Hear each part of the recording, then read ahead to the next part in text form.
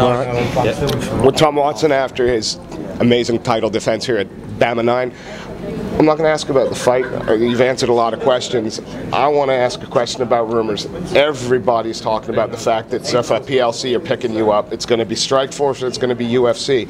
And the question I'd have for you, which fighter from either of those organizations gives you the best chance to show off your ability? Who do you want?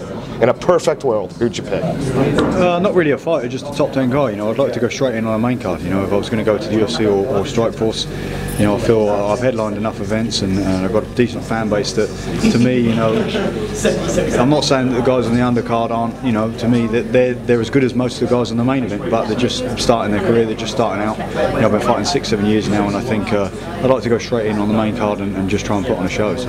Obviously, Strikeforce is the US based more so than perhaps the UFC.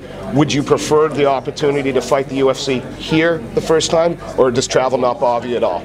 No, travel doesn't bother me when I train in the States more than here, so, you know, if anything, America's more easy to fight for me than the UK, so it's whatever. I mean, the UFC has more guys, so probably that, you know, Strikeforce, obviously Tim Kennedy trains at Jackson's, Derek Brunson trains at Jackson's, so, and Keith Jardine is still there, so 3 of the guys in my division are at Jackson's, you know, so it's very difficult for me to think about that, but there is still other guys, of course, you know, so I'll just see what happens, you know, I'll leave it to my management.